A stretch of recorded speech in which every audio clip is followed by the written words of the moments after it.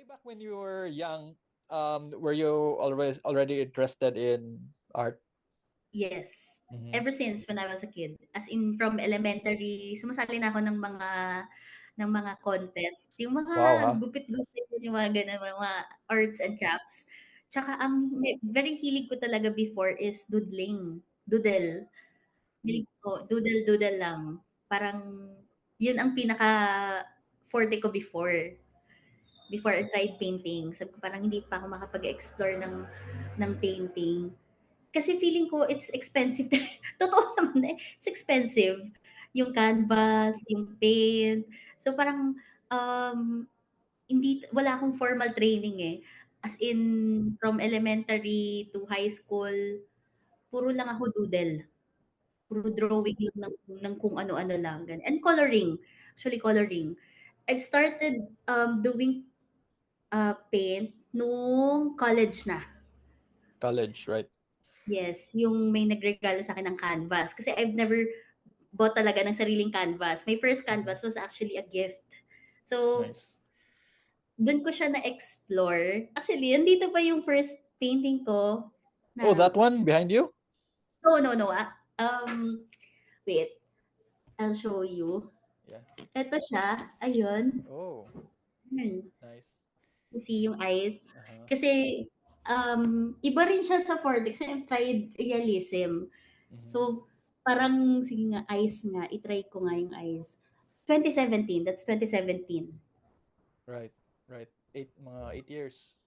8 years ago. Yun. Mm-hmm. So, wala akong formal training, wala akong background, wala akong family na may marunong sa arts. Self-taught lang lahat. So, talaga nag-relapse ako na, saan ba ako nag-umpisa? Paano ba ako nag-umpisa? Right. Pero what was your course sa anong college? Layo. Lyceum ako. And nag-ano ako, nag-cruise line. Oh, wow. So is it Malayo. cruise line? Is it ba yung hotel management? HRM siya. Yes, Yes. right. Mm-hmm. But in cruise. Sa cruise ship siya. In Lyceum. Uh-huh. And wala mo pinursu yun when you graduated? Or you had to work a bit? I had to work a bit. I'm undergrad. So, hindi na ako nakapag-graduate. Talaga, hindi ko talaga siya na-explore yung arts before. Parang hobby lang talaga siya. Hindi pa ako naka-try magbenta ng art piece. Wala talaga pa. Siguro nag-try akong magbenta ng art pieces before sa mga ano lang, customized bags. Yun, nag-try ako mag-customize ng mga bags. You mean yung Yung parang parang paint may in the hawak ba kayo? bags? Yeah, Yes. you know what? Because I also have a close friend. Yan rin yung she's also into that, yung painting sa bags. Even I remember Mhm. na she used to paint sa shoes as Yes, well. I also Yeah. did shoes din, Oh, yung mga nice. shoes din. So, yun po yung medyo background ko sa art. Hindi siya masyadong, nag-aral ako ng fine arts ng 4 years, ta's hindi siya masyadong inspirational na very light. Parang, ah, masyado siyang mabilis, masyadong yung growth ko sa pagpe-paint, medyo mabilis lang siya kasi kung as I said before, I started painting 2017. So, parang yung ngayon, 8 years ago lang yun, ta's yung ngayon, yung art style ko sobrang bilis niya for me, yung growth ko sa art. Hindi siya Pero what? masyadong Yes, sorry. ayun, hindi siya masyadong like inspirational talaga, like deep na nakaka-inspire. No, but I think because oftentimes when we're listening to or when we're hearing our own stories, maybe it's not that inspiring sa iyo, but for some, I think they can gain inspiration from that. But I want to delve a bit deeper lang sa um what made you decide to transition to Artman? Hmm, it started nung I can't remember kasi yung year, but I'm sorry, hindi ko pala nasabi na before, talagang nag-upskill yung skill ko talagang na-hone siya sa church din.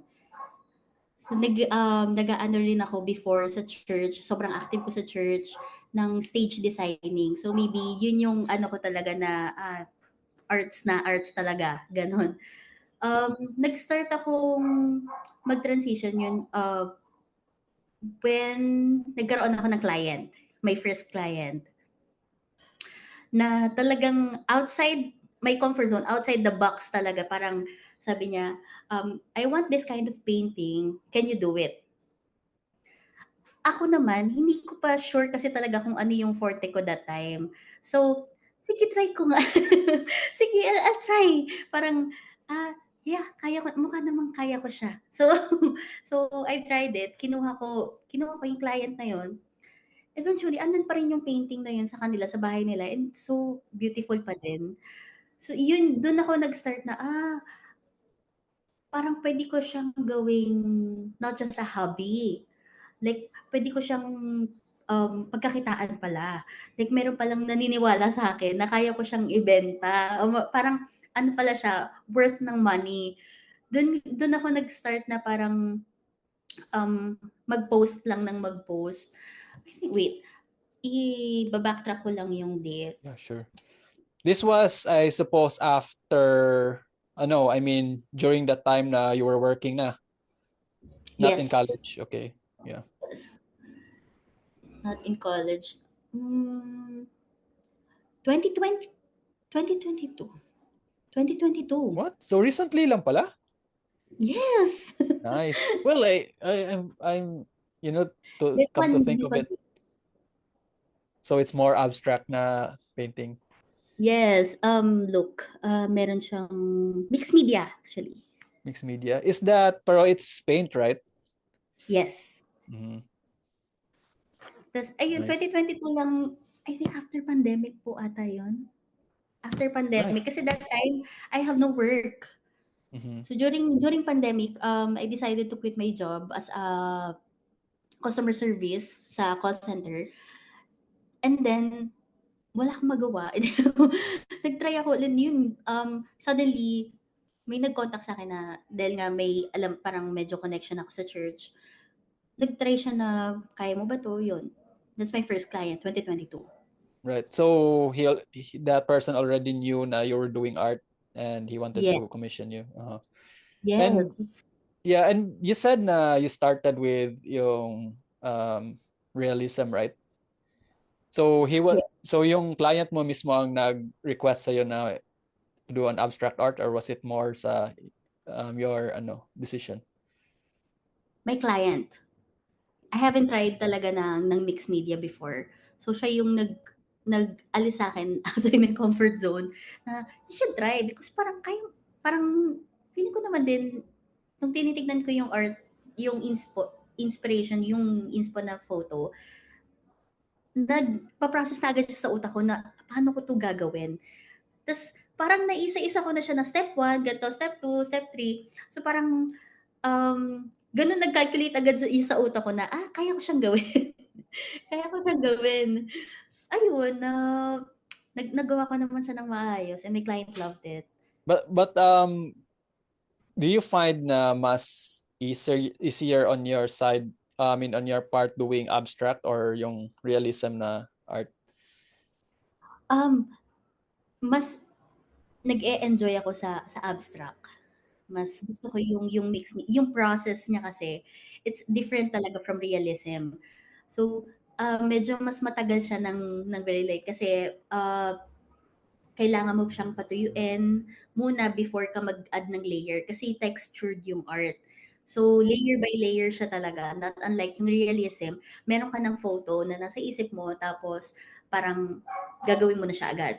Like meron ka ng picture ba na gagayahin. Unlike for abstract, talagang more on emotions yung yung kailangan kong i-ready yung self ko talaga na kailangan kong maging okay kasi magpe-paint ako. Kailangan ko mag-meditate before ako gumawa ng art piece. Kasi talagang, 'pag hindi ako okay, I've tried it before, hindi ako okay, then I tried painting, talagang mafe-feel talaga ng mga taong nakakakita na parang hindi ako okay through my paintings. Hindi ko siya napansin. Pero hindi ko siya napapansin before, pero kasi may friends, parang nung nakita lang nila yung art piece, parang, okay ka lang ba? Like, napansin nila through my painting na may something sa akin na hindi ako okay. So, kailangan ko talaga mag-meditate before ako Right. maggawa ng piece. But you know what? That's the beautiful thing about art, no? Kasi it really leaves you vulnerable and it's honest and authentic. No, even if in your end you don't feel like doing it, but other people can appreciate it when they see it, din, di ba? Yes. Yes. Mhm. Actually, yun yung din natutunan ko along the way na kasi naggagawa lang ako ng mga pieces now na parang sige, gawa lang ako ng gawa. And if someone likes it, edi bili nila or parang ganun, is available. Dati kasi for commission lang ako. Parang ayokong nasasayangan talaga ako before sa money tawag dito, na mag-invest ba ng mga canvas, ng mga paints. So, I do commissions only. So, 'pag walang nag-order sa akin through commissions, hindi ako gagawa ng pieces. Unlike now, gawa lang ako ng gawa, and then if someone likes it, edi sa kanila na. Parang gano'n yung nagiging process ko now. And by God's grace, ano din talaga, yung natutunan ko nga is lahat ng paintings, uh, they have a home. So ayoko nag-iiwan ng painting dito sa house, sa bahay ko, sa bahay namin na ng mga pieces na nagawa ko na. So nabebenta naman siya agad after a month, after 2 months. So praise God din na na walang nagtatambay ng painting sa amin. Right. Kaya pero I think I have a piece before, tumagal siya sa akin for 3 years. Na Right. hindi siya walang nagiging interesado sa itsura niya. Then suddenly nung may naging interested dun sa piece na yon, sobrang ganda ng explanation niya. Tapos parang, okay, ito yung deserve niya talaga yung art piece because yung normally kasi yung mga nagbibili sa akin ng painting, ina-explain nila of kung ano yung Why they like it. ina-explain. Yes. Mhm. So, nung nakita niya yun, kasi parang hesitant pa ako to ibenta siya sa kanya kasi 3 years nang nasa akin. So, parang feeling ko, it's mine na. Hindi na siya for sale. But I haven't, kasi deleted in my Instagram. So, Mhm. nung nakita niya yun, is it available pa? Ganyan, ganyan. So, parang, pinag-iisipan ko talaga, pinagpipray ko talaga siya, Lord, ibibenta ko ba to? Kasi parang, nagkakaroon ako ng separation anxiety dun sa piece na yun. Eventually, nung in-explain niya, sabi ko, deserve niya yung piece. Sobrang sobrang beautiful nung explanation. Wait, ipapakita ko na lang din sa iyo yung piece.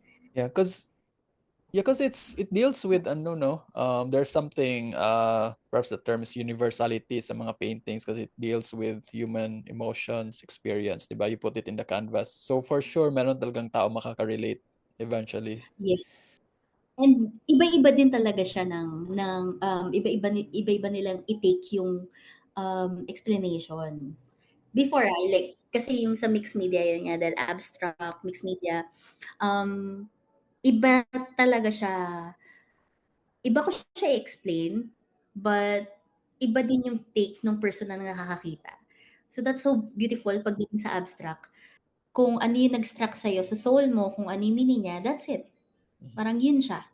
Right. Parang you can create your own definition of the piece. Yes. Mhm. Yeah, cause good thing na minention mo yun kasi I was gonna ask you that if nag-match ba yung sarili mong expression and yung interpretation ng buyer.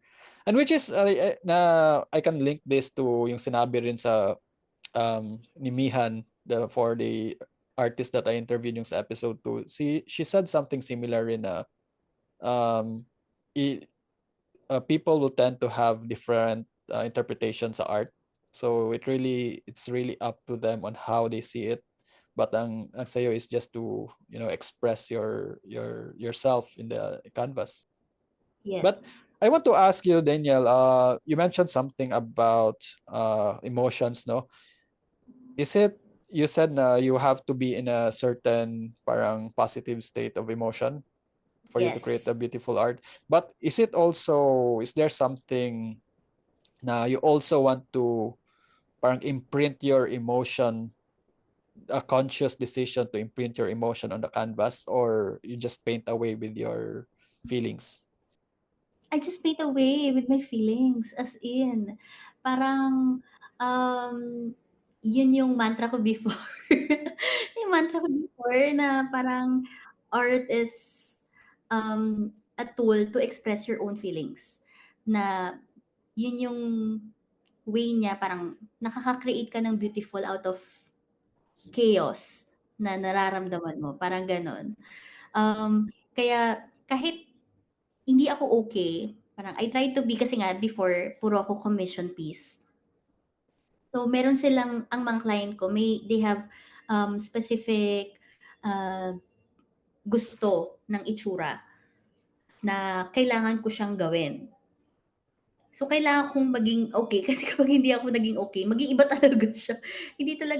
Hindi ko siya matatapos ng satisfied ako. Kasi feeling ko yun yung yun din akong, para masasabi ko na finish na yung piece, kailangan okay na ako. Like, 'pag tinignan ko siya ng matagal, kailangan, 'pag may something pa na hindi pa ako okay, hindi pa siya tapos, meaning hindi pa siya tapos. Very maximalist ako before. Sobrang daming colors or sobrang daming process ng pagdating ko sa art. Siguro yun yung nagustuhan ko din sa mixed media, na yung process niya din na talagang after ko mag-paint, nagiging okay ako. As in nagiging, nalalabas ko yung emotion, yung mga nasusuppress kong feelings. Nalalabas ko siya through creating a piece. Pag sa mixed media, not unlike, kasi realism, very focused dapat eh. Sa mixed media, parang kahit ano na lang.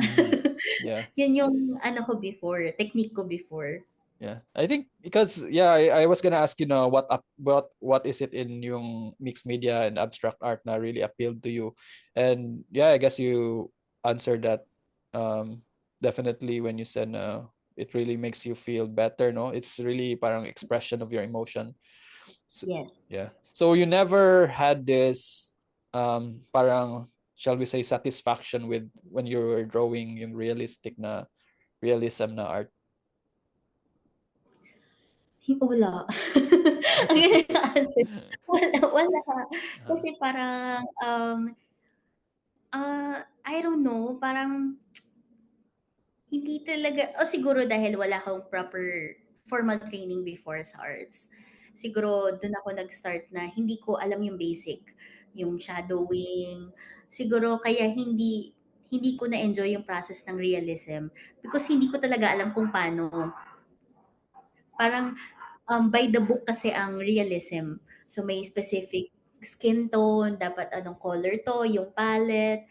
Siguro kaya hindi ko siya really na-enjoy. Wala akong satisfaction na after nung realism. Parang, ang ganda. Ako hindi talaga ako nagagandahan sa gawa ko pag sa realism. Parang imperfection ang gusto ko. Hindi, parang gusto ko chaotic siya tingnan. Pero parang hindi siya unique siya. Parang gano'n. Parang um, hindi ko siya magagawa ulit. Gusto ko yung gano'n. Kasi sa realism, you can do it again and again eh. Talagang magagawa mo siya ng marami kang copies. Not unlike sa mixed media, hindi mo na siya magagawa ulit. So, yun yung process talaga yung yung nagbibigay sa akin ng satisfaction. Pag sa realism, wala talaga. Pero hindi ko inaano yung ibang artist Yes, na yes. na ano, na gumagawa Yeah. ng realism. Kasi siguro in some point, gusto din nila yung process na still lang, peace, parang gano'n, na parang um, yun yung nagbibigay ng ano sa akin. Ako gusto makalat. Right. I think Parang gano'n ano ako. talaga no, we are naturally drawn to a specific art style, no? Like especially from like in your part, like from an artist perspective. Yes. Pero ano no, yeah, that's true. Pero talking about, I want to go back when you said earlier na you're very could you say na very meticulous ka sa art mo, like you mentioned when you don't like a certain small piece you go back to it. Do you find that masyado kang perfectionist sa the way you do your art, like very on the little things you have to go back and forth? I just realized that lately lang na oo, perfectionist nga ako because, last time kasi na nag-visit ako ng exhibit last time, so I think last week, 2 weeks ago. Tas ang ganda ng piece, but ako parang sa artist perspective, ang mas nakikita ko yung details niya na parang, yung yung flow nung art. Sabi ko parang, kaya pa 'tong linisan ng very light, kaya pa 'tong ayusin dito, kaya yun yung napapansin ko, sabi ko, bakit kaya yun yung napapansin ko?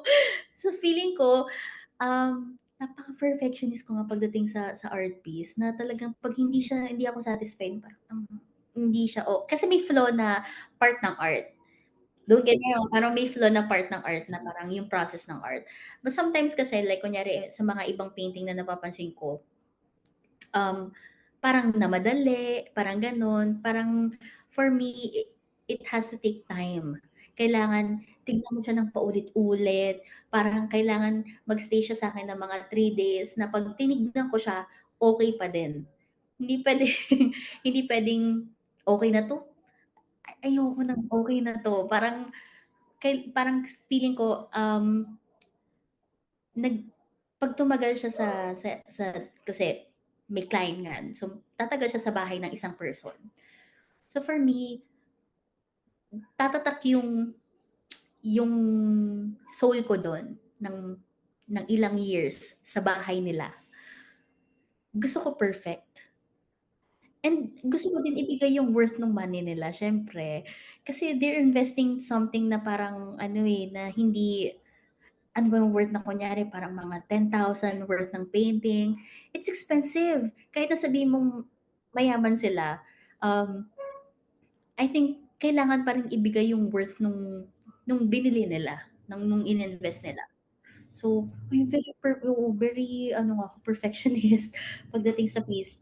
Kahit yung mga gilid, yung mga sides, very ano ko, very kasi may mga ibang artists yun din napansin ko na hindi nila tina-try like ayusin na yung sides because yun nga yung pinaka-ano, baka ife-frame din, ganyan. Ako sobrang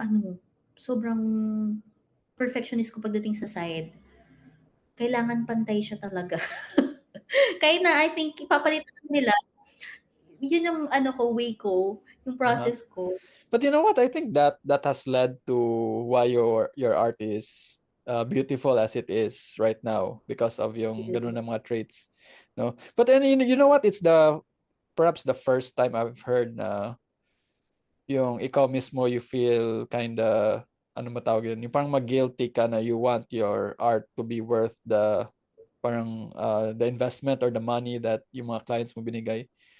No, Mm. because usually when artists talk about art, they just focus on yung art itself, but not about yung worth sa client na once it's released to them. Oh, ako I want to know. I want to ano, express kasi for me, 'di ba, as an artist, I want to buy din someday ng art din. And kung bibili ako ng art, in my perspective, kailangan din perfect din siya. It's worth my money din. So, hindi lang siya basta like parang, itong artist na 'to kasi in years to come, I don't think na matatandaan ko pa matatandaan ko pa yung story nung artist. I don't think na ako mismo na as a buyer na parang, ginawa niya 'to kasi malungkot siya, ganyan. Feeling ko hindi ko na siya matatandaan kung ako yung bumili. So, parang, maliban dun sa maganda siya tignan, gusto kong Tsaka kung magkano rin na, siguro ayokong isipin din ng client na they're focusing sa it's worth 10 it's worth 1 million type of painting. Ayokong mag-focus sila dun sa part ng kung magkano. Gusto ko mag-focus sila dun sa mismong art na ang ganda niya, na ganito yung meaning niya, tapos bagay siya sa bahay, parang gano'n. Yun yung gusto ko talagang i-focus. And also din kasi yung art style ko now, 'di ba, it's focused on faith-based. So, most of the time, my clients are a family lang na gusto lang ng painting talaga sa hindi mga art enthusiast type ng mga people. My clients are um, family na meron lang silang bagong bahay, na gusto lang nilang merong reminder sa kanila ng God's love, ganyan. And they don't really have that kind of budget to invest into something na mahal, na parang hindi nga worth ng parang maganda siya pero parang masyadong mahal. So I adjust kung how much yung kaya nila i i-invest. So, parang dun gusto ko ano lang tayo, mabalik lang din sa akin yung nagastos ko, and at the same time mabigay ko sa'yo yung art. Kasi yun nga, hindi naman it's not about money. For me, it's not about money. Mhm. But how do you adjust your art, shall we say, if say a client approaches you and sabihin niya na I don't have that much budget, um, what I specifically add are you do to like adjust your art? I adjust, yung size nung canvas I'm being genuine na ganito yung worth nung canvas, ganito yung worth nung magagastos ko, yung mai-invest ko. If this works for you, kasi meron lang tatanong ko sila actually kung how much yung kaya nilang ibigay. So, we meet halfway. Madalas akong gano'n sa client, we meet halfway. Kahit pa sabihin mo sobrang laki ng mga painting, sinasabi ko sa kanila na customize yung ganyang art piece, ay customize yung ganyang canvas, so it will be worth ganito. So, kaya mo ba na parang I'll give it to you by this amount, kaya ba siya? So, parang feeling ko dun din kami nagkakaroon ng connection ng client, na I'm understanding yung situation niya din, and yung parang, sige, parang I'll buy it na kasi parang I go na ako dun sa ganyang amount. Parang hindi ako gano'n kadamot, hindi ako gano'n kadamot. Pagdating sa ano, basta lang na hindi ako like lugi sa pagbili ng Right, right. canvas. Mhm. Yeah, I mean, I Kahit can relate rin kasi architecture is parang ganun rin na we have to look at the client's budget, no? yes. Yeah, it's but yeah, it's I guess it's it's the first time na I was able to talk to an artist na yung mga ano ba tawag doon, yung mga pragmatics na mga how to sell your art, mga ganun. Kasi usually ang pinapag-usapan yung art itself. Um, okay, so you mentioned earlier na, 'di ba, when you started your mixed media, your abstract art, iba pa yung subject. Yes. Yeah, and It's what focused was on the maybe what led to this type of you to do this type of subject matter? more on a poem before. So, 'pag nakakakita ko ng poem, dun ako biglang ang hirap i-explain, pero nagkakaroon ako ng image sa utak ko kung paano siya ipi-picture. Kunyari nagkaroon ako may nabasa ako ng mga two sentence, three sentence kind of words na sobrang ganda niya talaga, kahit line sa song, parang bigla akong nagkakaroon ng idea kung, parang ganito yung itsura niya 'pag ginawa siyang painting. Kaya kung if ever na makikita mo din yung meaning nung mga, painting ko before, it has parang mga poem siya. So yun yung naging inspiration ko talaga din. At for example, this one, yung Reverie, the meaning kasi it's state of being lost in one's own thoughts. So, that time kasi parang hinahanap ko yung self ko that time. So, medyo magulo yung utak ko. Sabi ko, sige, ilabas ko siya through painting. So, ito yung naging nangyari. So, ayan. More on ganun lang yung inspiration ko before. Hindi siya sobrang deep. Pero, yun nga, ang hirap niyang i-explain na, naisip mo lang siya bigla. Yes. Parang, ganun lang yung nangyayari. Ganun lang yung nangyayari. More pag nakakita ko ng poem, ng mga quotes, ng mga parang, yun nga, name, or makalisan ako ng music, I see colors. I see yung image niya na, parang maganda siyang ganito. Ganun, ganun lang talaga. It's not that deep though. What led you to transition yung faith-based mo na art? Honestly, it was God's. Feeling ko, sobrang nag-speak talaga siya sa akin. I really love my old style. 2 years ko siyang ginawa yung mixed media. Pero, um, feeling ko na-drain ako. Parang nagkaroon siya ng void in my heart talaga na parang hindi, it's not me anymore. Parang there's something na parang hindi na ako nasa-satisfy. Parang hindi na siya more about, parang lagi ko yun nga, before, yung art, yung mixed media ko before is more of about my emotions lang. Poems. Nag-start akong mag-transition ng faith-based. Kailan ba? Actually, parang this year lang.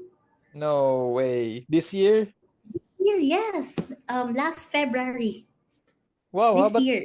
no, but you know what amazes me is parang, well, I'm no artist, but from what I can see, parang it's so parang the person who did it seems someone who is already experienced and may finesse na the way you do your art.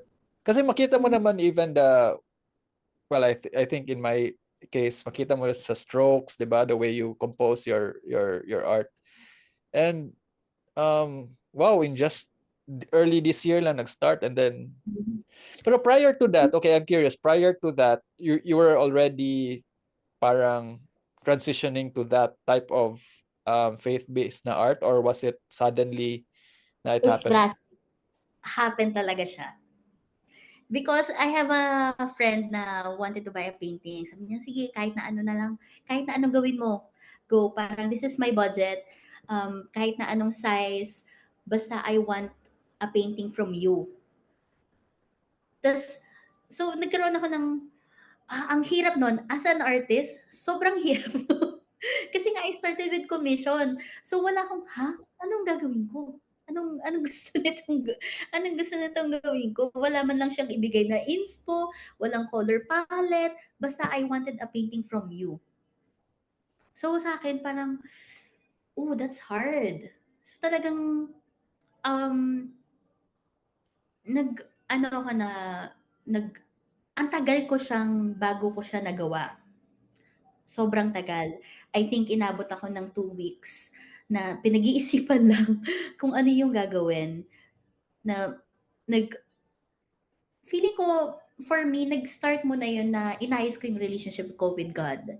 Before ako makapag-start ng painting, that 2 weeks, kasi I'm praying I was praying na, Lord, give me yung wisdom, or ano bang dapat kong gawin through my art journey. Kasi I'm ready to give up. Kasi nga hindi ko nga alam na kung anong gagawin ko. Tapos parang it doesn't give me yung parang satisfaction na. So parang ready na ako na, okay na yan. Hindi ko na siya siguro magiging part na lang siya ng aking life na naging artist ako, ganyan. Pero hindi ko na siya focus. Kasi I'm also an tattoo artist din ako. Nagta-tattoo din ako. So Oh, parang nice. Okay, I have to ask you that later. and also graphics. Parang I do Ah. social media management. So Oh, so you do a lot of parang, art naman pala aside sa yes, paintings. aside from painting. Ah. Parang sabi ko, Lord, if you want me to give up this, parang let me know. As in, kasi syempre parang makapag-focus ako sa ibang bagay. Kasi hindi ko siya kayang asikasuhin lahat. Hindi ko siya kaya asikasuhin sa lahat. Parang, I want to focus on one thing only. Do you want me to do graphics? Do you want me to become a tattoo artist? Do you want me to become a painter? Parang, hinahanap ko yung mission ko, yung calling ko. So, yung within the 2 weeks na parang kasi I don't want to, yun nga, parang perspective ko na ayoko masayang yung pera na binigay sa akin ng friend ko, tas gusto niya ng art piece lang from me, kahit na anong gawin ko, masaya na siya, masaya na siya dun sa gagawin ko. Parang ayoko, yun yung naging door ko to do it. Right. Tas, um, nung siguro i-share ko na lang din paano ko naano yung idea na relentless. Yes. It was during my quiet time with the Lord. Nagpe-pray ako. Tapos, napunta ako dun sa Matthew 14. It was, if you're familiar, yun yung time na Jesus walked on water. Tapos, si Peter, sumunod din siya kay Jesus. So, that time, sabi ni Peter, Lord, if it's you, tell me to come to you on the water. So Jesus said, come. Then Peter go down out of the boat, walk on the water, and came toward Jesus. So that part, talagang nag-hit talaga siya sa akin deeply. Sabi ko, para akong si Peter. Para akong si Peter na parang God want me to go outside my comfort zone. Na parang to do something for Him, to trust in Him. So, na para kung kaya nag-start yung Relentless kasi it's based din actually in the parable of the lost sheep. Parable of the lost sheep. So feeling ko, yun ako. I am that lost sheep na hinanap niya din. Tapos, talagang kaya niyang i-leave yung 99 just for me. So yun yung ginawa ko. And sobrang yung satisfaction, iba siya. I couldn't explain it. No, after ko magawa yung piece, talagang iyak lang ako ng iyak. Na I was thanking the Lord na parang, Lord, hindi ako yung gumawa nito, ikaw. Hindi ko kiniklaim na talagang gawa ko siya. Talagang it's him na talagang ng hands ko to do it kasi it's so pretty. Sobrang ganda niya na Yes. naiiyak ako. Naiiyak ako, I remember. Sobrang ganda niya talaga. Tapos nung time na pinakita ko siya sa friend ko, so naiyak din siya. Naiyak din siya. And ayun, parang um, sabi niya, it's new. Bago sa mga gawa ko, parang hindi niya in-expect na I'll do it na parang ganun nga. Sabi ko, Lord, I think this is my calling. Parang I know now, it's very clear na you want me to trust sa'yo kahit sa unfamiliar phase ng journey ko sa art. Kasi I'm not very familiar talaga sa ganong klaseng art na parang stroke lang. Kasi nga, I'm very maximalist. So, yung pagiging minimalist, hindi ko talaga siya, parang comfort zone, hindi pa nga, parang, hindi ko siya iniisip na gawin. Laging parang kulang siya for me. So, it's very new na nasatisfy ako sa ganong kasimpleng painting. Sa ganong kasimpleng paintings. Tapos sabi ko, it's Lord's. Kaya, yung transition na yun, hindi ko siya malilimutan na dahil dun sa inspiration ko sa Matthew, parang drastic lang yung change. Suddenly, nagkaroon ako ng idea. Tapos, ayun na, natapos na siya. Parang sobrang bilis. Sobrang bilis. I did it for 1 day lang. No Na way. 1 day? yes, 1 day. Wow. Natapos ko siya for 1 day. Tapos, ang bilis. Wala pa nga, I think, pinatuyo ko lang yung textured part. Pero natapos ko siya agad. Kaya sabi ko, bago na hindi talaga ako to. Hindi talaga ako yon. Kasi kung ako yon, hindi ako mapapakali na, tapos na, ganyan. No, it's not me. Sobrang perfectionist ko sa mga details before eh. But now, perfectionist pa rin naman ako. But, I know na lahat nung like yung may flaw, may part ng parang iba yung pagkaka brush stroke ko dito sa part na to, it's God's, not me. Yun yung sigurong yun yung Yeah. transition sobrang drastic. Sobrang drastic But ng change. yeah, that's amazing, no? Na like wow, you were able to find that inspiration and then be able to translate that into canvas, something so beautiful. What made you say na up until yung mga recent mo na it was you mentioned earlier na it was as if God himself did it. Could you describe like what's the state of mind or what's the emotions that was running through you na Mm. made you say that? I always started my siguro may question ka din regarding sa kung paano yung method ko Yes, in doing yes. my art. I always started in prayer, always started spending time with him before I do my pieces. Pinagpe-pray ko talaga siya na, Lord, may umorder na naman na gusto to, na I want them to be reminded sa God, your love. So, every time na ginagawa ko yung pieces, pinagpe-pray ko talaga siya. As in, na, kasi I've tried it before na naalala ko, then share ko na lang din. I've tried it before na parang, dahil nga sobrang dami kong client that time na sunod-sunod, hindi ako nakapag-spend time with him kasi nga parang inuna kong tapusin muna yung mga painting. Tapos nahirapan ako parang, ang pangit. Ba't ganun hindi ko siya magawa ulit?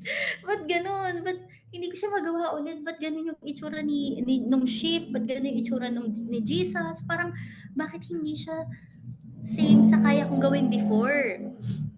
Parang naging selfish ako that time na parang, okay, kasi nga, ginagawa ko siya on my own strength, on my own perspective, on my own parang wisdom na kaya ko siyang gawin mag-isa without him. Na-humble ako agad ni Lord. Hinumble niya talaga ako agad na hindi mo kayang gawin niya without me. Parang, you have to do it with me. Na akong bahalang gumawa niya sa'yo. And then, nag-stop muna ako, nagpahinga ako for a week. Nag-fasting ako for 3 days to spend time with him. Kasi nga, parang, bumabalik ako sa yung ego ko, nandito na naman sa lahat talaga na, sa utak ko lang lahat na parang I can do it on my own. Doon ako, hinumble down ako agad ni Lord. Okay, hindi ko siya kayang gawin without him. So, ayun, na-fasting ako 3 days, and then, I'm back on track. Natuto ako agad na parang yung method ko in doing my art has to start with spending time with him. Siya ang Right. aking priority when it comes to And doing my art now. and I want to delve a bit deeper lang sa when you said you were humbled. Is it you mean to say parang whenever you do your art, parang hindi ka inspired and you're not satisfied with what you were coming up with? Yes.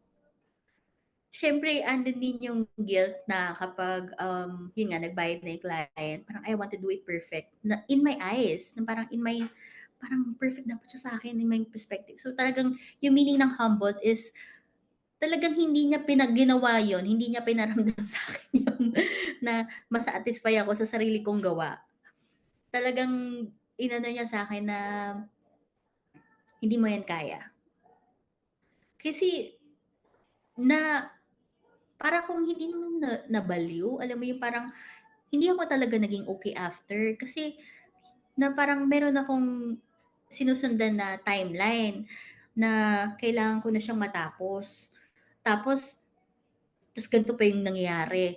Parang parang for me, kaya nag-ano ko na, kailangan kong maging dependent sa kanya lang. Kasi parang I try to do it on my own na, eh, na hindi kasi kailangan ko 'to matapos, ganyan kailangan ko. Pero yun, God humbled me down talaga na, "Hindi, you have to do it in my way." Yun yung yung Right. nangyari. And when you said na, can you elaborate a bit lang on when you said you wanted to spend time with God? Like how do you do it ba? Oh, I'm doing yung, term ko is quiet time. So, reading a passage sa Bible every day, praying, parang pakinggan lang kung ano yung gusto niyang sabihin sa akin. Through actually siyempre yung word sa Bible, through His scriptures. Like kunyari yung katulad nung sa Matthew, yung Jesus walk on water. So that time kasi hindi ko alam yung gagawin ko, Jesus spoke to me through Peter na you have to trust in me lang. So yun yung inahayaan ko yung Holy Spirit to talk to me through His scripture. So I need to spend time with Him every day to guide me kung anong gagawin ko sa pang-araw-araw din na ng life ko. And especially when doing my artworks. Right. And usually this when you spend time with God, how long does it take you usually? Mm, 30 minutes to 1 hour. 30 minutes to 1 hour. Just spending time with Him, magpe-pray lang, maggagawa ng notes. And I can see how you're doing that prior to making the art, but during the process now of making your art, like how do you maintain that that uh inspiration or that faith that drives you for creativity? I think music is really one of my kakampi. I listen to worship songs during my process sa pagpe-paint. Yun lang yung pinaka ko ay tinatanggal ko yung distractions like yung mga phone, yung social media. Nag-aano lang ako, andun lang ako sa momentum na nagwo-worship ako. Worship songs only. Walang ibang meditation lang na worship songs. Not unlike before, kasi before talagang mabilis akong mapagod mag-paint. Sakit talaga niya sa likod. Masakit talaga. And hindi kasi malaki yung mga pieces. So ang ginagawa ko before is nasa lamesa lang siya tapos bale nakatayo ako, nagpe-paint. So medyo masakit siya sa likod. Now, I feel relaxed. Sobrang hindi ko siya ma-explain yung feeling pero mas excited pa akong makita na yung talagang, tapos na. Tapos mapupunta na siya sa bahay ng client. Tapos parang yun yung process ko ngayon. Mas excited ako to do it. Not unlike before, parang may void, may something. Kasi ang ganda niya, yes. But may void, may feeling ng something's missing. Parang hindi lang to para sa akin eh. Dapat hindi lang to para sa akin. Parang now I believe na God has entrusted us with um, gifts, opportunities. Now we have to do it for His glory lang, to make it better. Para mas maging maganda siya, mas maging perfect siya. Dapat for His glory lang. Na yun yung paniniwala ko now. And Yeah. when you say na for His glory, you mentioned earlier as well na you have to separate your ego, no, when you're creating your art. Yes. It's not about me. It's about Him. Right. And definitely I want to backtrack lang a bit before, kasi minsan during the course ng conversation na kalimutan ko matanong to. So still up to this day, still no training, no workshop on your end. It was all Wala. self-taught. Yes. Yeah, that's what amazed me, because sa alam ko, like, people usually go for workshops to be good with their art, to make it refined and beautiful, but in your case it's all faith inspired, no? Yes. All faith inspired. No, that's amazing. That's the first time I've um Oh, heard about someone explain it that way and do it thank you. that way. And Thank then you. yeah, I'm sure it will be inspirational for other artists. Like, I can't wait to share this conversation with people. I'm sure they'll find inspiration with this. Thank you so Okay, much. so I want, before kwanto natin, malampasan to natin. Sorry, but I have to ask you, tattoo artist, you also did other forms of art. Yes. So how many years were you doing this, including the graphic design? Yes. I think the graphic started when pandemic starts, yung nag-hit yung pandemic kasi I don't have work nga. So, I do logos before. Yun yung naging bread and butter ko before na mag-create ng mga logo. Kasi that time, ang daming nagbo-boom na business, yung mga online business, ganyan. So, sabi ko parang, try ko ngang mag-create ng logo. Kasi nga, parang feeling ko known na ako sa Facebook ng mga friends ko na marunong ako sa art. So, yun din, nag-ask lang din sila na kaya mo bang gumawa ng logo. Sabi ko, sige, try ko. Try ko din nga. Parang try ko nga din. Wala rin akong formal training. Wala din. But eventually, yun din, nakuha din yung skills ko through clients. Parang feeling ko sila talaga ang way ko para malabas ang aking lumabas ako sa comfort zone. Talagang ano nila yung ano ko, yung idea ko na kaya mo ba 'to? Parang puwede ba 'to? Puwede ba 'yan? Sabi ko, sige nga, pag-aralan ko nga yung part na 'to, pag-aralan ko nga yung part na 'to. Do'n siya nag-start. Yung, tattoo started, I think, lately lang din lately lang din siya. Wait. Oh. Yeah, because I can see that you have several tattoos in your arms. So was that you're the one who did that or Yes. nice? But you said recently, so it's something that you just recently explored. After pandemic. Siguro Yeah, mga no. 2022, 2023. Okay, so again, no formal training, ikaw lang that's a bit, I have to say, even like ako, that could be a bit scary, no, na starting a tattoo art and wala kang background and doing it on yourself. Thankfully, though, my friends trust me with their life. So Also, sila you ang also naging did it to in your friends. But yes, so sila where ang did you naging learn at least? It was all YouTube, I guess. yes, YouTube Uh, and TikTok. TikTok, TikTok. Right. yeah. Dun ko And lang siya yes, ano, for practice. curious lang, I'm always like asking things na I'm curious about what's the initial investment to start with a if you want to do Tattoo? tattoo. I guess you have to buy yung ano nila, ano ba tawag din? Yung Yes, machine pa.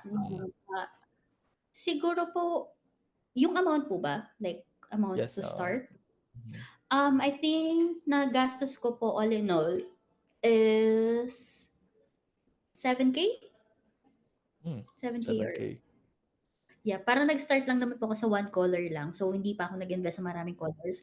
And I also do minimalist lang po na art, na tattoo. So, most of my clients are ladies, mga babae. Yes, I can see na minimalist is something na it's trending sa especially sa younger generation. Even myself, I have like minimalist na tattoo. Because also it's ano kasi budget friendly and malinis lang, 'di ba?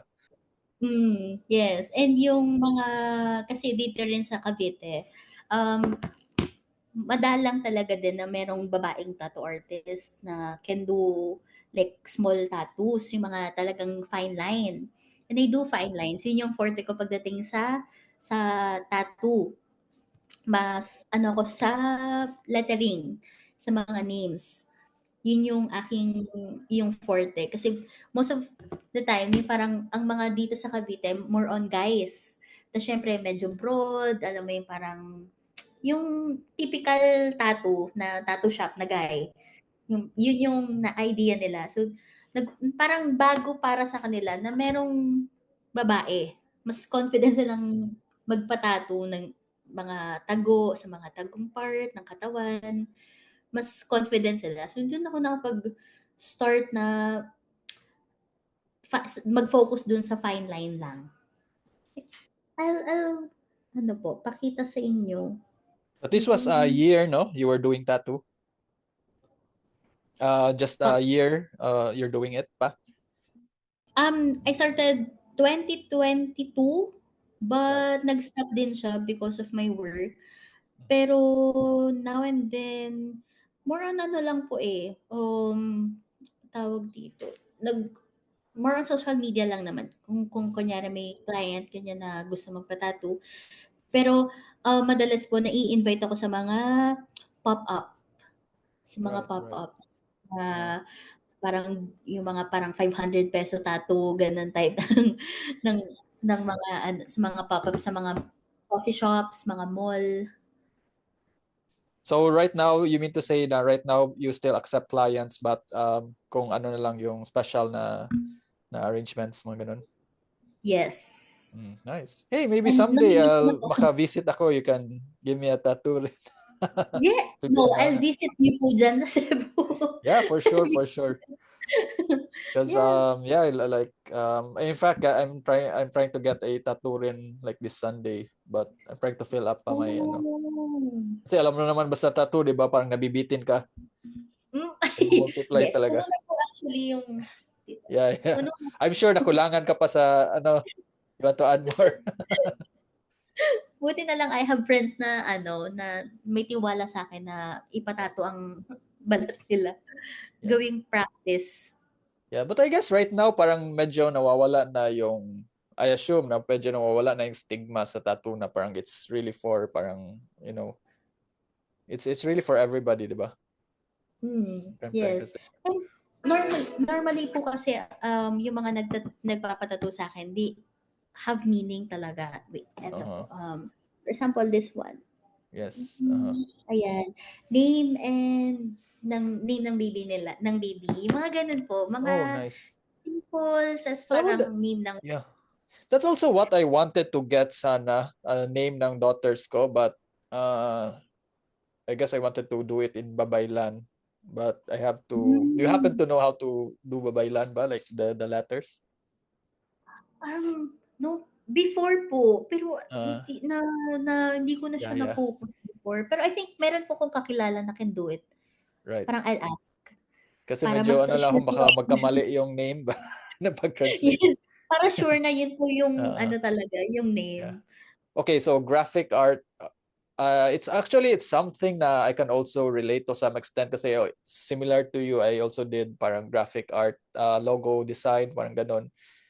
Yes. And I know that you can learn some things even when just doing graphics, di ba?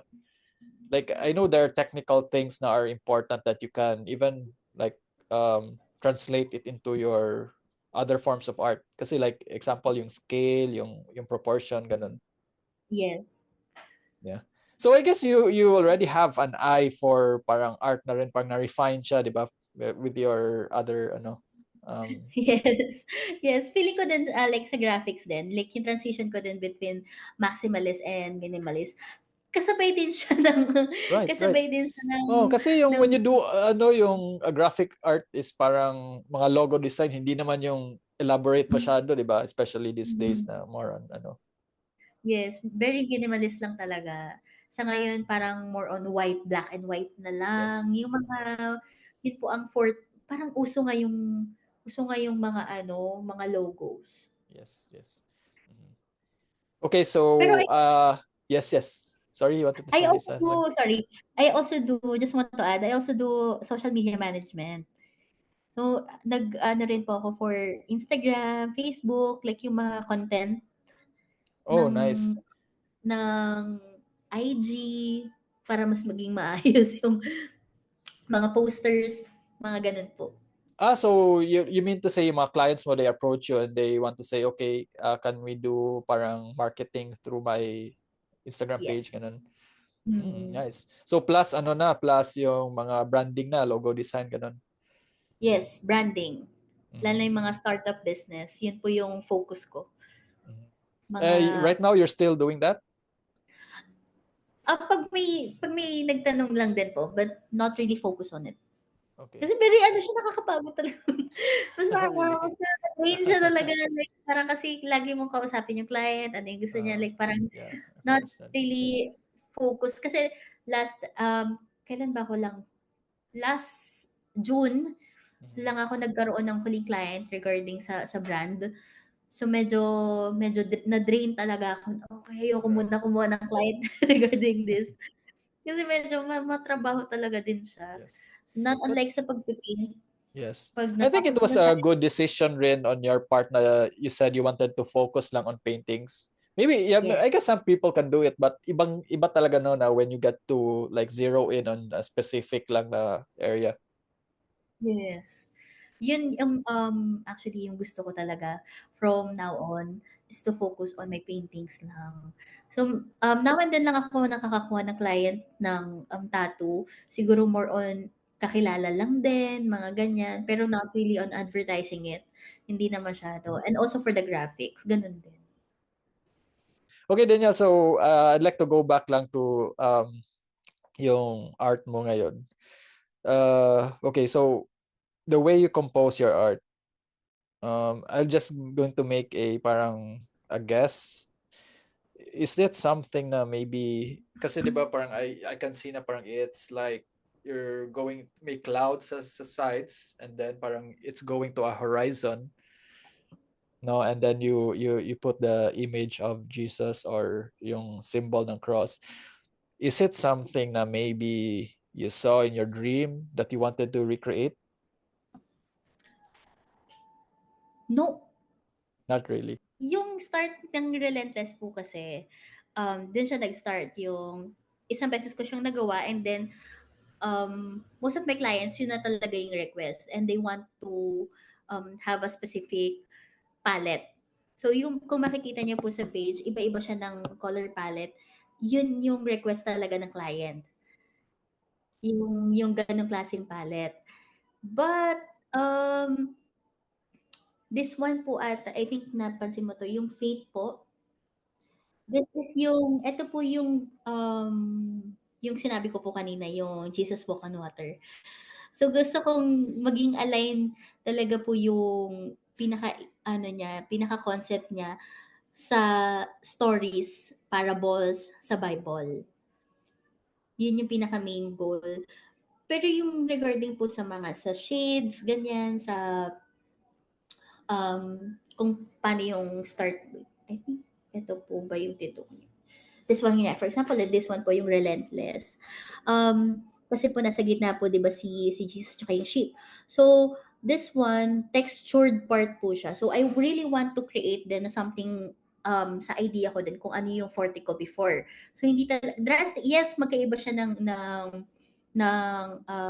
style now, but meron pa rin akong kinuhang style from before, which is yung textured.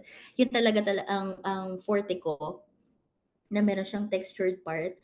And for this po, yung mga shades niya, more on sa client base po kasi kung ano yung palette eh. Pero gusto ko lang na ma-emphasize din na ito yung pinaka-centerpiece, which is yun, si Jesus at yung shade. Mhm. Yun po, But, madalas po yun. But regarding sa neutral shades, feeling ko yun po at the moment, kasi kunyari pag nabasa niyo po yung kunyari part sa Bible, yun po yung nai-imagine ko talagang shade niya na that time. Like, brown, nude, like, hindi siya colorful. Parang life ni Jesus before, it's full of neutrals. yeah, because you Parang said na you yun, could see colors with just reading text, di ba? I mean, that's a mhm. skill, I think. Yeah, feeling ko yun din po yung ano ko na parang, pag sinabing mo kung kunyari, for example, ito pong faith, yun nga yung Jesus Walk on Water, may sinabi dun sa part na dawn po yun. Yung time na yun, it's dawn. So, ang color palette na nasa isip ko is parang, okay, hindi siya maaraw. Parang ano siya, madaling araw. So, ganito yung shade ng, ng nasa isip ko. But meron po akong mga ibang part na medyo colorful. Like this one po. This one is Promise, yung title. It has two doves, ay two swans, and ay sorry. Feeling, ito po, sa nagbabasa po kasi ako niyan ng time sa John. So, meron John verse na sobrang nag-struck din sa akin. Yung peace I live with you, my peace I give to you, not as the world gives do, I give to you. Let not your heart be troubled, neither let them be afraid. So, nung nabasa ko tong verse na to, ang talagang naisip ko is, ano ba ang colorful ang color ng peace? Parang, which is parang may swan, dalawang swan, ganyan, Yes. and then may falls. So, parang very colorful. Parang at may heaven, it's very colorful, full of colors. Parang ang palette niya is more of pastel. Yung parang sobrang light, colorful siya pero hindi siya masakit sa matang type ng color. Right. Yun yung nagawa ko. Very colorful siya. Hindi siya Yes. madalas siya sa ginagawa ko. May pink, Yeah, but purple. uh, Pero sobrang ganda ng kinalabasan niya. yeah, but it's refined the way you did it. Pero you know what? It's not just about ano lang naman, 'di ba? Having that in your head. It's yung the way you translated it against a canvas. And you did it yung even the gradients, the color, the way you transition the colors from one to another. I'm like, how did you where did you learn to do that? Kasi parang medyo may certain I'm just looking from yung art mo before, and parang may i-transition niya, parang I couldn't connect lang, I guess, na parang it turned to something really beautiful na I try to make sense lang, like how did you do that? I understand. I actually don't know how. Hindi ko rin po actually masasagot siya because it's very a drastic change for me then also. And hindi ko rin siya ma-explain how did I do that.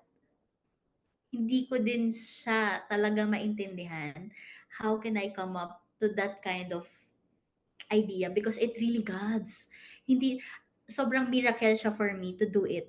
Hindi ko talaga siya maiisip na gawin, hindi ko siya parang wala siya sa plano ko as an artist to do that kind of style. Wala talaga. Pero nung tuloy-tuloy na parang nag-start na siya na okay nung nabasa ko tong part na 'to ng part ng Bible. Ito na yung na-imagine ko, I have to do it. Yun lang talaga po. As in, hindi hindi ko din siya ma-explain. Sobrang hindi ako yon. Hindi talaga ako yon. Very a miracle that God has done for me to do it. And even such a short amount of time, no, na you're able to come up with that. Amazing. But if I ask you, is there a message as apart from yung you try to picture it's based on mga verses, is there like a message that you want to convey with your art? Now po, wala. Wala na. I will try to focus on art base because yun nga po, I want to do it for His glory. Lahat ng talent na, yung ginagawa ko now, it's lahat yun para sa Kanya lang. I don't wanna do it for myself. I don't wanna do it for the sake na parang satisfaction lang sa akin as an artist. I also have din po, sorry, share ko lang. Yes. I also have a coffee brand. Ang dami Oh, ng, nice. Also, you're selling coffee as well? this one is inspired din po sa fellowship. Tas meron din po dito na he left the 99 to find me. Nice. Meron din verse and everything. Anyway, So sorry, this was just recent. opo, opo.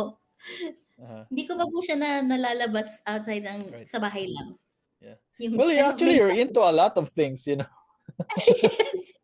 Very maximalist talaga ang braces ang sige mag-try na ano, parang now po kasi, I want to lahat ng gagawin ko, I want to point out to him lang.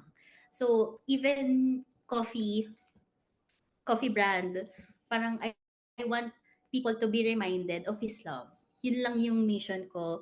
Parang I believe yun yung mission ko in this earth, to spread the gospel, spread His love, spread a reminder to other people na they're not alone. Yun lang talaga ang starting yun lang talaga ang aking mission. Siguro hanggang sa mamatay ako, yun yung gagawin, yun yung gagawin ko. It's all His. Kung hindi man ako makapag-paint na kunyari, in futures na parang gusto ni Lord na bitawan ko na siya, ganyan. I will still obey. Kung ano man yung gusto niya plano para sa akin, I will obey. Kaya wala na po siguro kung gustong ano sa art ko. Kahit this one simple, yung cornerstone. Wala siyang image ni Jesus or yung sheep. More on colors lang talaga ng palette. Kasi that time po nakikinig ako ng kanta na Cornerstone. Tapos parang yun nga, parang I see colors. So parang naisip ko na ano ba ito yung palette na nakita ko, yung Cornerstone. Tapos parang nagkaroon ako ng image ng dalawang stone, tapos parang siyang stone, yun pinasa likod ko, parang siyang dalawang piece na may parang stone, na parang it will be reminded, hindi siya yung parang may image ni God, ganyan, o may image ng sheep o ni Jesus. Pero, yun yung meaning niya behind it. Is that in your Instagram page ba? Did you post that? Yes, yung cornerstone, yes po. Right. Dalawang piece. Nice. Wow. That's already sold, right? Not yet. No, not yet. Right. Not yet. Mm-hmm. Are you doing ano ba ngayon? A show? An exhibit? Wala po. Pero I'm really praying na sana po this year I want to have my solo exhibit. Di ko pa po sure kung saan kasi medyo maraming process po of kung paano ka magfa-find ng lugar. Kasi wala rin po dito sa Cavite. So more likely sa Manila. Pero I really want to showcase kasi lagi may mga client din ako na they want to see it personal muna before buying it. So parang gusto ko din mag-create ng show na yun yung pinaka essence niya, yung relentless, and journey ko as an artist also. Right. Like yung transition, I want them to experience yung hindi ko ma-explain. So I'm going to show it in my art. Kasi ang hirap niya talaga din i-explain. So I want to do solo exhibit. Pero soon. Yeah. But when you say solo exhibit, is it something na ikaw mismo ang curate or because I'm sure like I got a feeling na maybe someday soon, sometime soon someone will a gallery will approach you for your art if they can collaborate with you. But when you say yung solo, is it something kasi I just talked to an artist lang din maybe months back na there was a time na they did their own solo exhibit with their own money. Is it something that you're planning to do as well? Yes po. Kasi I don't want to mag-conduct sa gallery because they have their own percentage pag na-sold yung art. Parang I want to do it na affordable and they also na makikita nila in person. Yes. Yun po yung pinaka goal ko sa solo exhibit. That's nice. So I'm praying. I got a feeling na you will get it. With that kind of art, like I'm sure even if people not knowing about the story, like I can already tell na a lot of people will like it.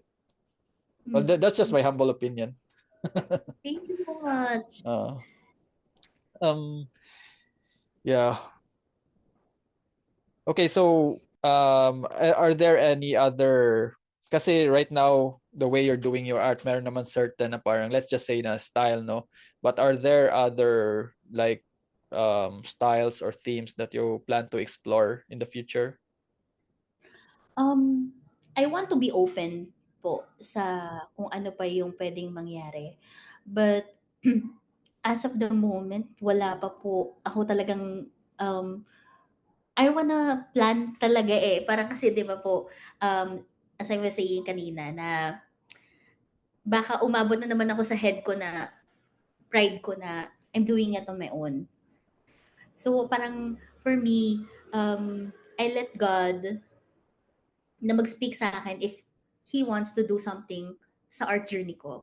Parang if He wants to mag-try ako sa ganitong part, open talaga ako. But sa ngayon, wala pa po. Okay, before I ask you na lang, I don't want to keep my guests too long rin because it's entering dinner time na. It's parang a bit of a frustration on my part na parang I have a question prepared and then during the interview nakalimutan ko pa tanungin. Okay, so first is answer po. First is I noticed, oh God, I'm sorry if I didn't memorize lang yung name ng specific piece mo. I know it was color blue and may light siya na striking. Ah, I'm just curious, yung light niya, is it something na you did na parang as an effect? I mean apart outside the art piece mismo, na parang you flashed a light in the art piece, or was it parang in the art itself lang na minsan po yes, ba? that one. Ah, wait, hold on. Pero alam ko may Zinum ka na part. This one po? Or Hold on, let me check ha. No, because I'm just really curious, like the way the light was made and the parang ang effect niya, it was really beautiful. Okay, is it so relentless? well, oh yeah, I think so. I think so, most likely. Pero let me ask you lang kasi while loading pa ang IG. Mm, the post that you made sa Instagram mo, was it you who really like curated the post with the music, with the way the picture is taken, with the font? Yes, actually yes po eh. Yung pag-post ko ng mga arts, I think, 'pag feeling ko may part kasi na iba-iba siya. Pero kunyari for example this one, very simple lang na may title dito, hindi ko sure kung makikita. Pero may title diyan ta's yung art yung my name and the size. Parang yun na lang naging ano ko po na struck na parang simple lang na hindi siya masyadong focus dun sa edit. But for other po kunyari, this one, ayan. I think nag-explore lang talaga ako kung ano yung itsura No, niya sa because wall. yeah, but the thing is, the reason why I asked you, because I like the way you did the post, kasi even with the font, the way you place the art, you position it sa ano sa Instagram na frame with the music. I mean, it Yes, really it worked in a way na parang it really speak to you. yes, that one. Yeah, so I mean, even the way you post, I really like it. I mean, wow. Thank you so much. But ano po yung, the way I post it po, like kunyari for example, relentless, marami akong relentless na piece. So I always post yung mga art pieces ko na kahit paulit-ulit na siya. Pero I think yung goal ko po is, if may makakita nito, I want them to be reminded. Like 'pag may nabasa nito, I want them to speak din, katulad po ng naramdaman niyo na ma-speak talaga through their life na, okay, ang ganda ng piece. Parang dun pa lang na makikita nila yung piece and yung words, yung meaning, um, masa-struck na talaga sila agad. Parang dun pa lang gusto ko hindi man nila makita in person, na hindi man lang nila ma-touch, but 'pag nabasa nila na ito yung meaning, magsi-speak din talaga agad sa kanila. That's my goal. Kaya I always think yung talagang pina-process ko muna bago ko siya i-post. Nagta-try akong mag-practice posting like No, that nice, nice. para Yeah, maging maayos po yung ano. yeah. Feeling ko yun And din I yung guess pagiging yeah, dahil sa pagiging social media ano yeah. ko Plus, you na also do graphic design, so it's perfect. yes. Okay, so I guess the image I was talking, the piece that I was talking about is yung Relentless. The one with the blue colors, V13. But this is quite small, huh? 20 by 20. Yes, maliit po siya talaga, parang tablet lang. Right. Are most of your art pieces ba? Oh, malaki naman yung iba, no? Okay, so Yes first po. is this yung Relentless na with the blue light. I mean, I really like the way you did the light. It's like, kaya nga napatanong ako, did you do some like lighting effects? But I mean, just the way you did it, no, it's just amazing. But I guess I can't like ask you how you did it, because I mean, I mean, we have already touched up naman on your inspiration. Yeah, it's just beautiful. I can say. Thank you. And actually yung palette po niyan, it's my first time to do relentless na color blue.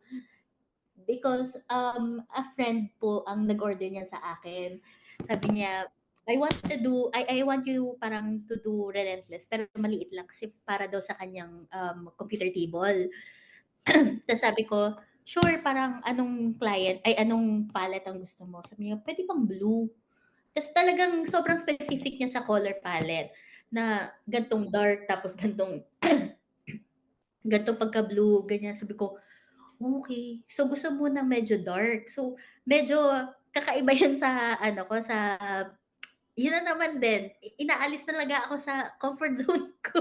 Inaalis talaga ako sa comfort zone ko ng mga client na paano kaya siya magiging mukhang ganun din, like same feeling na ng mga katulad ng ibang Relentless ko. Kasi ang pinaka-ano nung Relentless is more on sa valley, 'di ba? Like kunyari parang sa Lost Ship, yun nga parang um, tawag dito more on green pastures, ganon. Pero blue. So paano ko siya may explain na parang ano yan, si Jesus yan tsaka yung sheep, pero blue. So trinay ko lang talaga siya as in parang hanggang sa maging okay siya sa akin na parang okay, this is it. Tapos eventually man sobrang nagustuhan talaga niya. Sobrang yung term niya solid kasi lalaki po yung nag-order. Tapos gusto niya rin umorder pa ulit ng iba pa na gano'n din yung ganitong size din. Tapos parang balak niyang maliliit na painting pero maraming meaning na iba-iba naman. Like yung fate naman, tapos yung ganito naman. Parang yun yung nai-imagine niya na agad kung anong kung anong papagawa niya sa akin in the near future ng piece kasi sobrang ganda. Kahit ako din nagulat ako na ang ganda. Ang ganda niya din Yan, talaga. yun nga ang parang na-amaze ako because again, this is you said the first time you worked on blue and then you nailed it, I think. I mean, Thank the you. way you made the Kaya art. pag mapapansin niyo po, wala akong blue na Relentless. I have yung mga brown, mga nudes, ganyan po. Pero blue na Relentless, wala. I also have po yung green na Relentless. But blue, hindi ko talaga siya naisip na gagawin ko siya. Kasi nga, doesn't make sense. Bakit nga blue? Kasi nga, alam mo yun. Pero yun yung gusto niya. So, I tried it. Tapos, ganda, ganda. Yeah. I'm looking at your art, by the way, while you're talking. I'm just appreciating yung yeah, and the textures. I like your textures. I mean, as you said, it's beautiful. The way you did the textures, bottom part, no. Okay, so what's the biggest size na you did sa itong Relentless mo na mga piece? I think po yung 35 by 45 inches. Medyo mas malaki talaga siya ng ano, mas malaki po siya dito sa piece na to kasi this one is 26 by 36 inches. May nagpagawa sa akin ng 35 by 45. Medyo malaki siya na Relentless. And pinakamaliit is yung 20 by 20 na cm. 8 by 8 inches. Right. Right. Any future plans to make a bigger piece pa? Meron ako actually po na client ngayon na it's not Relentless but more of parang Victory din po yung color blue. If makikita niyo po It's sa in page. the Instagram, right? Yes po. Oh, Katabi yeah. ng color Oh, yeah. I love this yung piece.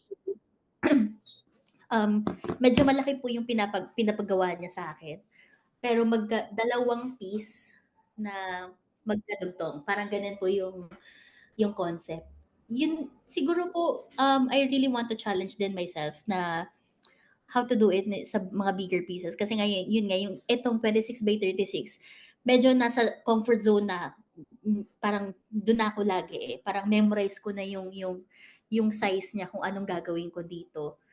Kaya siguro inallow ni Lord na sige, mag-try ka malaki, tapos bigyan din kita ng maliit. Na sobrang liit, sobrang laki. Talagang hindi siya 8 by 8 inches, tapos isang malaki. So parang talagang hindi ko, wala akong plans. Hinahayaan ko lang na ibigay sa akin ni Lord kung anong challenge yung gagawin niya para sa akin sa journey ko sa art. Hinahayaan ko lang talaga siya. Yeah, Kung again, ano I'm man just looking at the Victorina piece. Even your sky is beautiful. The way you thank did the you. colors. Um, okay. The type of, alam mo, well, I'm sure you can relate now. There are certain types of, well, certain art pieces that you can just look at for a long time. I mean, I can say your art is definitely one of those art pieces that I Oh, can thanks so just look at for much. a long time. Yeah, so beautiful. Yeah, I guess I don't want to take much of your time. Last question na lang, if there are any other advice you would like to give to other artists, aspiring artists, Sorry, what would it be? ano ba yun? Oh, aspiring artist. Kung ano po yung Or maybe we parang can pwede kong rephrase it sabihin. like how what message would you tell your younger self on art?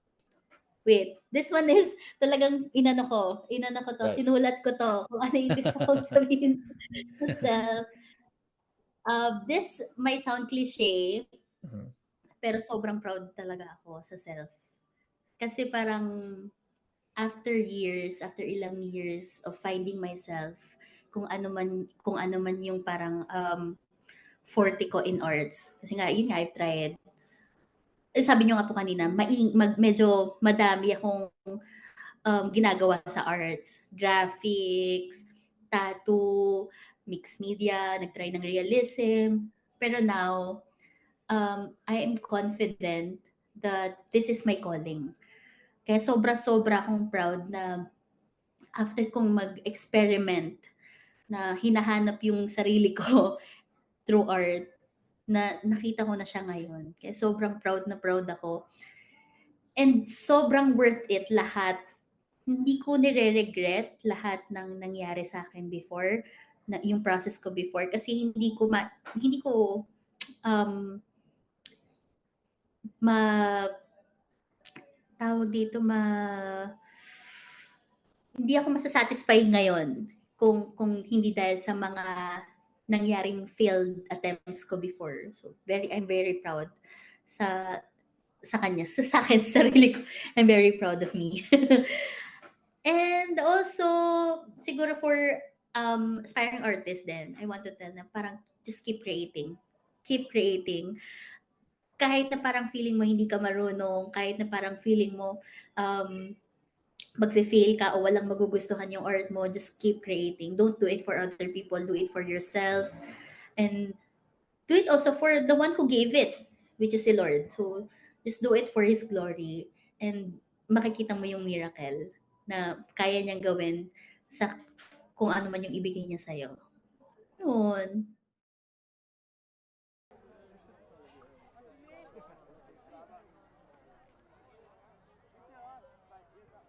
There's like one time where I'm like very crazy.